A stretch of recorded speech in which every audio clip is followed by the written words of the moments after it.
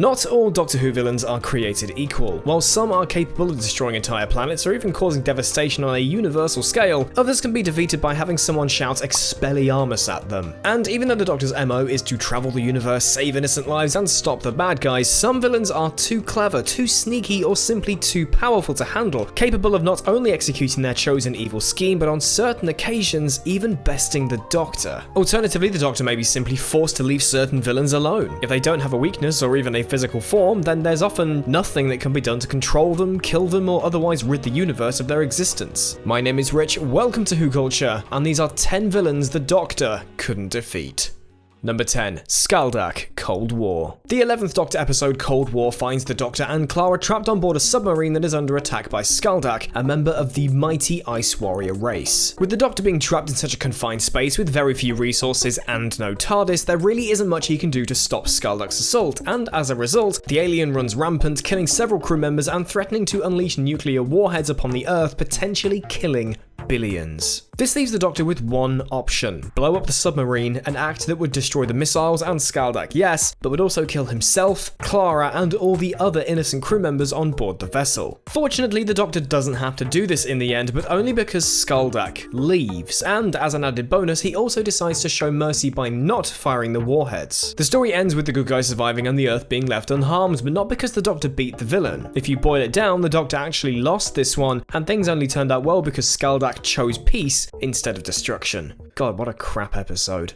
Number 9. The Midnight Monster. Midnight. Midnight is a rare episode of Doctor Who in that the villain had the Doctor well and truly beaten without a hope of survival. After boarding a shuttle to go on a tour of the planet Midnight, the Doctor is left paralysed by a mysterious, unseen creature that steals his voice. This creature, while possessing the body of a tourist, Skye Silvestri, then instructs the other passengers to throw the Doctor out of the shuttle, which would vaporise him instantly. But in the end, this doesn't happen because the hostess realises that the Doctor is a helpless victim to the real villain, Skye. The hostess, in a truly courageous move, then drags Skye out of the shuttle, killing them both. So while the Midnight entity was defeated at the end of the episode, or was it, this wasn't the Doctor's doing. In fact, if not for the bravery of the hostess, the Doctor would have been thrown out the shuttle and vaporized himself. To put it another way, the Midnight entity absolutely wiped the floor with him.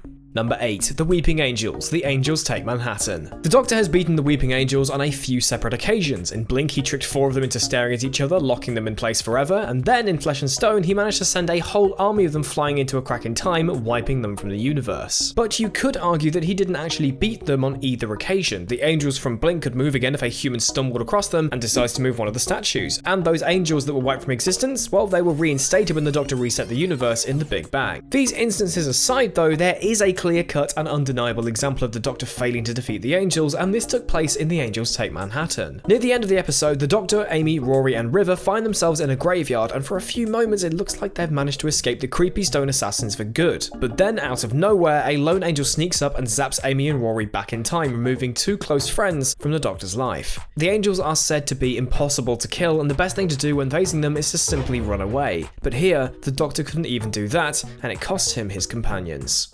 Number 7. The Valeyard, the Ultimate Foe. In the series-long story Trial of a Time Lord, the 6th Doctor's greatest foe is the legal system, with the character being put on trial by the High Council of Time Lords. But a more specific thorn in his side is the Valeyard, who represents the Prosecution Council. The Valeyard really wants to ruin the Doctor's day. At one point, he suggests the death penalty should be used as a punishment because he's a dick, and this massive hate boner persists throughout the entirety of the series, culminating in a face-to-face final showdown between the 2 characters. This results in the Valeyard being presumed dead after he's hit with an energy surge during the final moments of the serial The Ultimate Foe. The Doctor assumes all is well and flies off in the TARDIS ready for a fresh adventure, but then, at the very end of the story, the Valeyard is shown to be alive and well, laughing into the camera. He hasn't returned in a televised story since then, but he's out there somewhere, and let's face it, he's probably up to no good.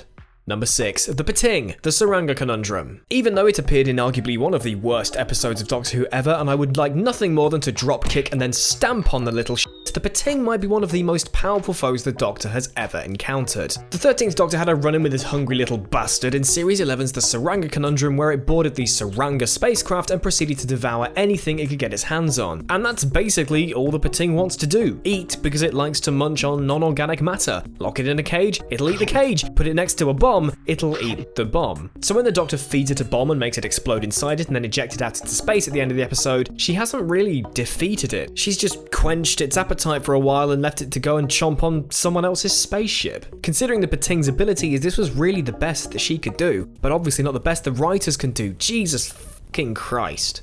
Number 5. The Listen creature. Listen. The Series 8 episode Listen is a strange one because depending on your point of view, it either has a villain or it doesn't. Either way, the Doctor doesn't do much defeating. The story kicks off when the Doctor speculates that there may be a creature out there that has perfected the art of hiding. And if its sole purpose and main survival mechanism is to hide, then how will we know it exists? It's an interesting topic, and while the episode is vague on the details, it does heavily hint that such a creature exists, and in one tense scene, the Doctor is shown to be hesitant to face it, let alone defeat it. This occurs when the Doctor and Clara encounter a young Danny Pink who lives in a children's home. In his bedroom, the trio is cornered by a mysterious something hiding under a blanket, and the Doctor grows quite panicked, demanding that Clara and Danny turn their backs on the creature to avoid looking at it. We rarely see the Doctor to be scared or unsure, but here he thinks that the best way to deal with this creature is to not deal with it at all. Was there even a villain in this episode? We don't know. But if there was, it feels like the Doctor would have been powerless to stop it.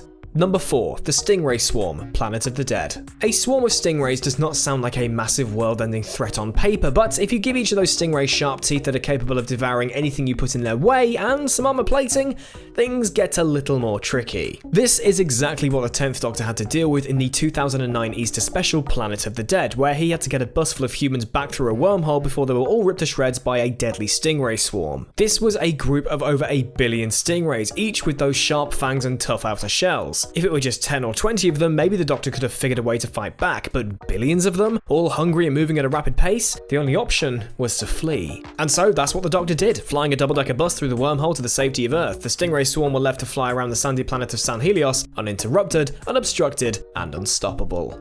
Number 3. The Vashta Nerada, Forest of the Dead. There are a few villains in Doctor Who that you really can't fight back against, and the Vashta Nerada are one of the most notable examples. Daleks and Cybermen can be shot, Sontarans can be blown up, and it's probably possible to beat a Zygon to death if you're out of options and got a blunt object to hand, although that doesn't sound too efficient. But how do you kill a shadow? Well, you don't. All you can do against the Vashta Nerada is run. And that's just what the 10th Doctor and his allies are forced to do in Series 4's Forest of the Dead, the first and only time we've seen the Vashta Nerada in a televised Whoniverse story. The creatures kill a handful of people and quickly begin to swarm all over the planet-sized library, and in the end, the Doctor just leaves them be while he exits the scene because that's basically his only option. As mentioned, we haven't seen the Vashta Nerada in a televised story since, and this might be because they're just so difficult to defeat. After all, how do you continue to write stories about a villain that has no real weakness? Number 2. The Black Guardian, Enlightenment. The Black Guardian hasn't been seen in a TV episode since 1983's 5th Doctor serial Enlightenment, and although he bursts into flames at the end of that adventure, he hasn't really been defeated. To quote the White Guardian, "He will be waiting." A personification of the forces of darkness, the Black Guardian is only balanced out against the White Guardian, who personifies the forces of light. While one exists, the other exists too. And so you can get rid of the Black Guardian for a while, which is what happened after that aforementioned flames incident, which was caused by Turlo throwing a diamond at him, but it's not like you can just kill him for good. As a result, this is an enemy that could easily return at some point in the future, and that would definitely be an interesting day for the Doctor and their companions.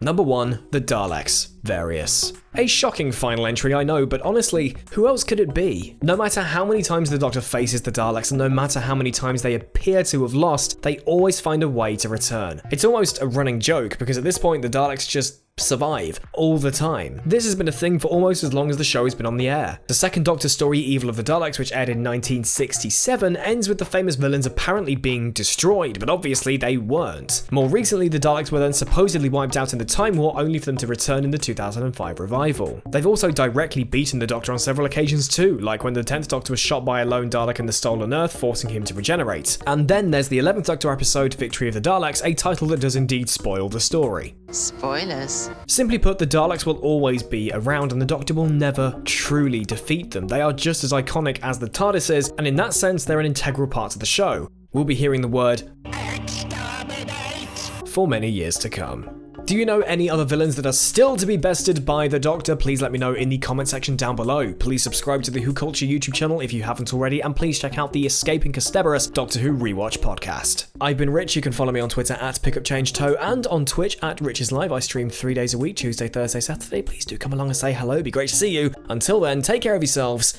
and I will see you soon.